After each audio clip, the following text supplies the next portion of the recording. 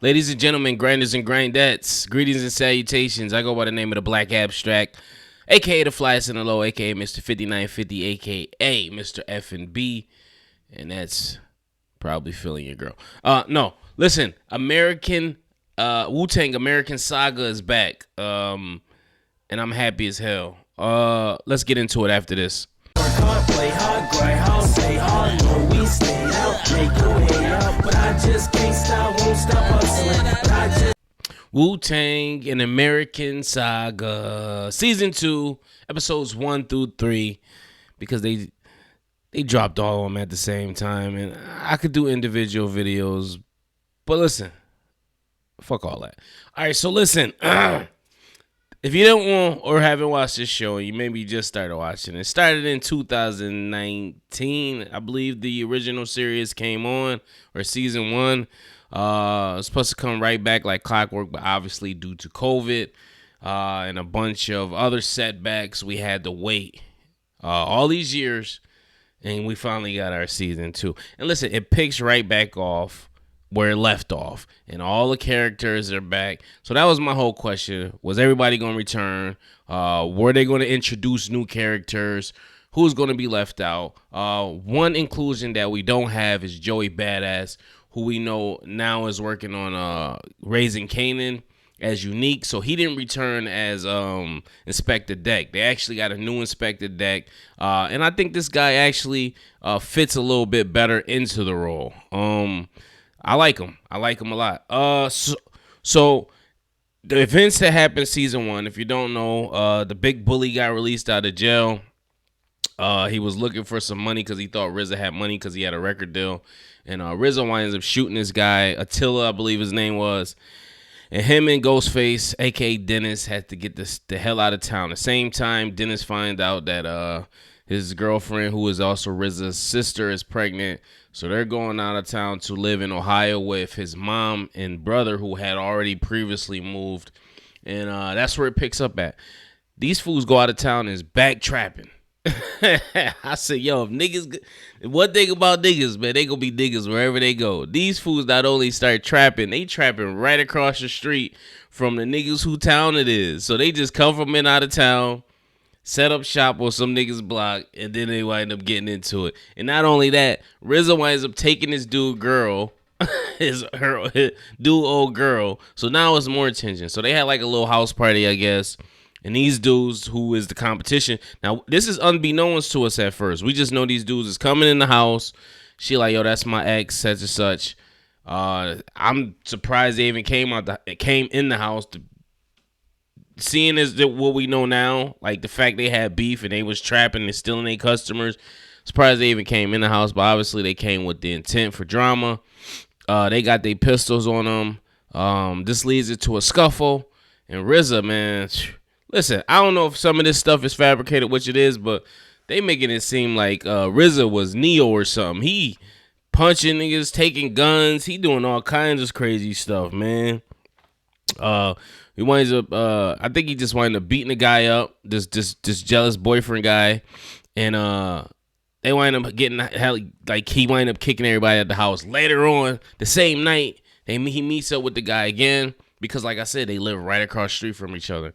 And this guy wants it again after he got beat up, and then it cuts, but it's indicated or implicated that RZA shot this guy too. So I'm like, yo, what the fuck is RZA doing? RZA just causing havoc everywhere he go, and Dennis is right there with him. That's his ride or die. I had no idea that RZA and Ghostface was this close prior to this show. I didn't read any of the books or none of that. I always thought Ghostface and Raekwon was like best friends. Come to find out, as we know, that they didn't even like each other. They were shooting at each other. But this leads to RZA going to jail for attempted murder. And the first episode is kind of like his coming to age story. It's like his downward spiral, and he has to kind of redeem himself, and then he decides to take his life in the right direction. So the whole episode centers around him being in jail. His family put the house up. Dennis, aka Ghostface, gets the bail money. In the process of getting the bail money, not only does this guy come back, his friend shoots Ghostface now. So Ghostface gets shots in the neck in a scuffle because this same guy gets out the hospital, rolls right back up to the trap, and then sees that the trap is still pumping and they're not getting any customers. So they get jealous all of a sudden. Ghostface is in this trap that he living with fiends. It's a crackhead house. He kicking the crackheads out the house that's theirs. I'm like, yo, this is some real life. This remind me of my life. I'm like, this is some real life shit going on right here. I like it. And I like how gritty and raw the series is. That's what you gotta love about this series. For it to be on Hulu, they swear, they say whatever the hell they want. They stop short of nudity. That's the only thing they stop short of. But they say and do anything you want. Now, not only does this guy get shot and beat up by RZA, he goes to the cops and tells them that RZA shot him. So those are the people you got to really watch out for. The gangsters that are still snitch on you and then get out after they snitch on you and go back to doing some gangster shit. Those are niggas you got to watch out for because they got no kind of code and no remorse for nothing. So not only that he gets Ghostface shot, they run in the trap. They still don't get the bail money. But he goes on a stand and testifies that RZA shot him. Come to find out, he was a high school like football star or athlete who wound up getting an injury and then couldn't do nothing else with his life, so he wound up trapping. And then on top of that, he don't know how to fight, so he's getting beat up constantly. He winds up testifying, but RZA and them got a really, really good lawyer. So the lawyer winds up and is able to get RZA off, and he gets no jail time. So he gets another redemption in life. Meanwhile, while Ghostface is in the hospital, he has his first kid is born. He missed the birth of his first child. I don't know if this is how it played out in real life, but this is how it played out in the series. And I'm like, I was really impressed at the pacing of the episode because I'm like, yo, this is moving along kind of fast. And sure enough, he winds up getting out. And that's pretty much that. Second episode is just him kind of like, and I could be getting these confused. This might have been, but I believe the second episode is just kind of like him readjusting to society. Just thinking of a plan to kind of make his way and get out. And he's planning on moving back to New York. And he tells Dennis this and whatnot.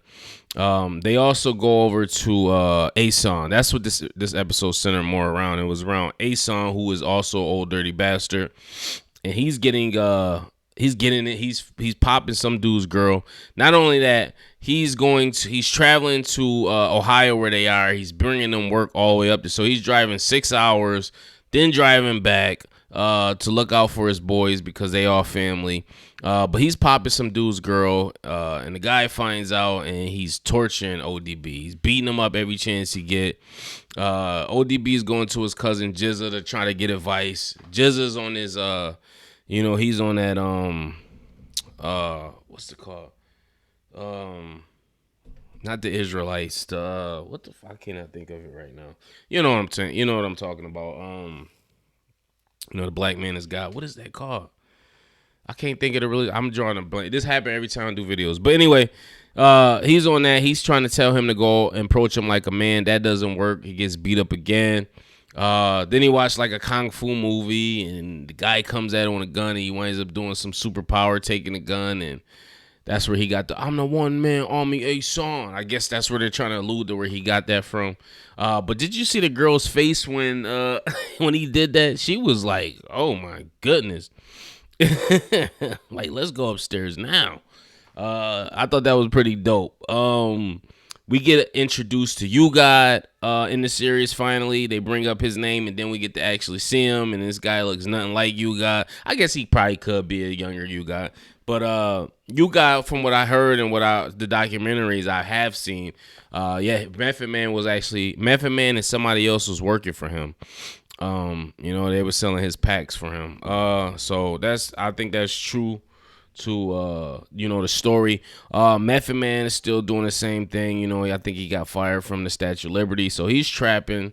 Raekwon is trying to completely turn himself around. He's focusing on the music.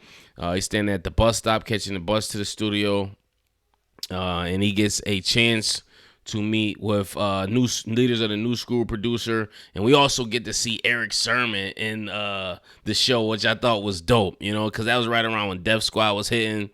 So that was I guess that was an interaction, a real life interaction that might have happened.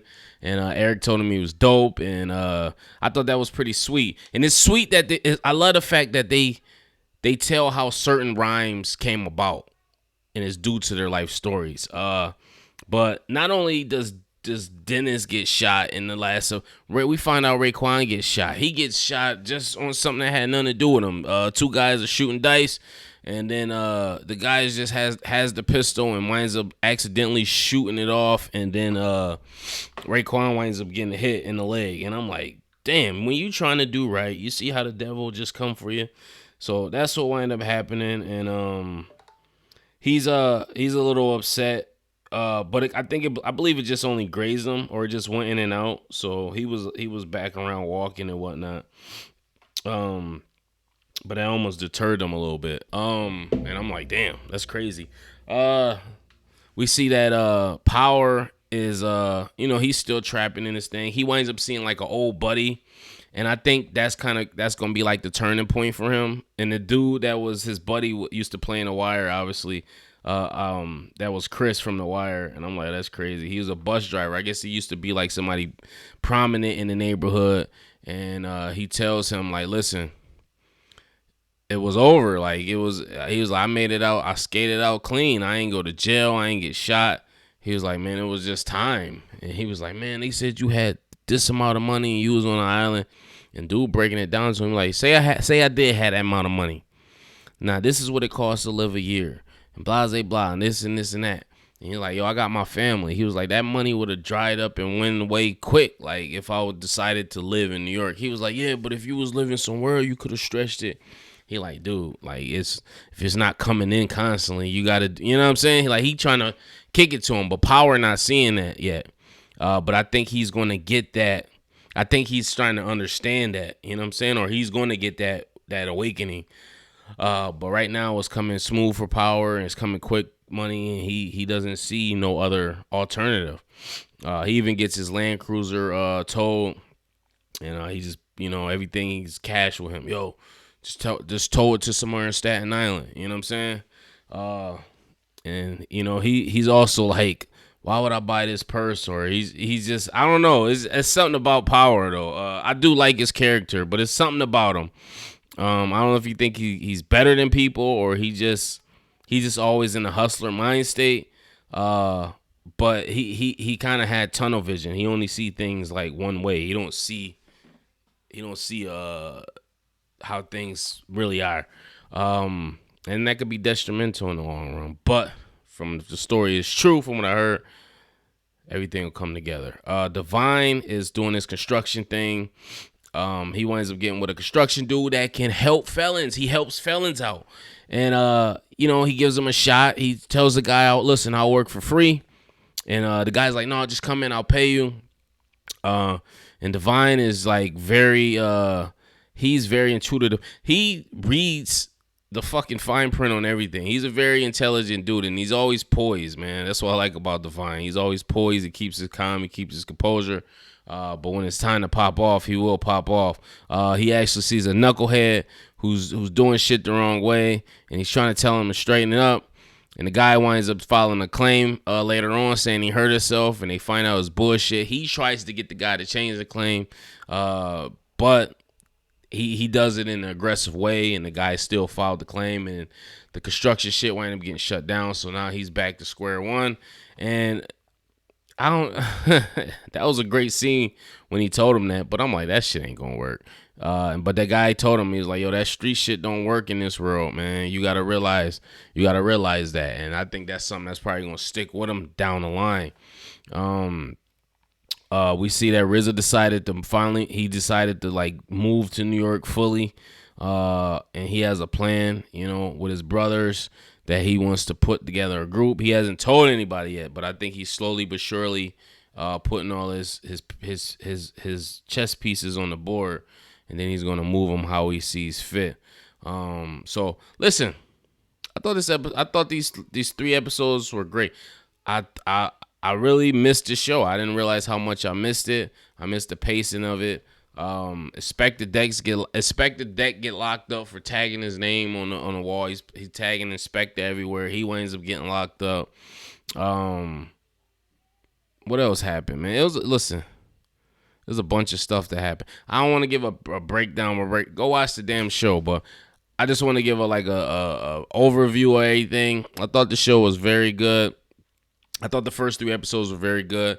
I like how they're moving along because I thought it was going to drag out like the first season. The first season was kind of introductory, just getting you used to who the characters was. They kind of like what they into, what they not into, and I think this season is going full steam ahead. Show how they got into the business, what they had to go through, the making of the first album. Because as much as happened in the first 3 episodes, it's a lot that still hasn't happened. So we have to figure out why are these particular artists on this song. Fucking, we seen Dave East, who plays Method Man, singing METHOD, man, in the hallway. Hey, you, Sam, I am. You know what I'm saying? I'm like, okay, so how does he get on this beat, and who gets on this beat? And we see when he plays Kid Ain't All Be So Simple, Jizz and ODB want to hop on there, and he like, nah, this ain't for you. And the guy that does RZA, that kid does a good job because he doesn't act like that in real life. He's flamboyant. So he's very poised, and he does a good job at the role. I think Dennis does a good job. He really embodies to me what Ghostface probably used to be, like a wild, loose cannon type dude. And it was great seeing him with his little brothers again, man. When he went home, when he decided to come back to New York, his girl told him to come back up. And seeing his interaction with his little brothers who are disabled, but they're hilarious as shit, dude. They're like some of the show stealers. When they on camera, they steal the fucking scenes instantly. And I love that dynamic. That works great. When RZA first comes back, he about to get his music taken again. And luckily they see like some girls and they get distracted. He's like, yo, what's in the bag? I'm like, oh, here we go again. But luckily that doesn't happen, and he winds up getting away. I'm pretty sure it's a lot of stuff I left out. Listen, when I would start doing them per episode, I could get a little more in detail. It's hard trying to cram 3 episodes into one review. But listen, I like the show. If you haven't watched it, I recommend go checking it out. Check out the first season first so you can get introduced to who all the characters are. We see that, what was that corny ass beat they had Raekwon rapping that fucking one of the illest verses he got to? That shit was corny as hell. I'm like, what is this? Like, I'm glad RZA stepped in, and RZA kept it real. And he's like, I don't really like the beat. I like the lyrics. That shit was trash, bro. Yeah. I'm like, yo, what the fuck? But man, another thing I like about this, when they play certain songs that give you nostalgia, it makes you want to go back and like, yo, that shit is so hard. Can it be also simple song? What? Can it be that shit is classic, man. Classic. Go watch that video, kids. But listen, post your comments below. Make sure you like, subscribe. I'm way over runtime, but post your comments below. Make sure you like, subscribe. If there's anything I left out, post it in the comments below. We could talk about it then. As always, peace, love, and prosperity. I'm the Black Abstract One.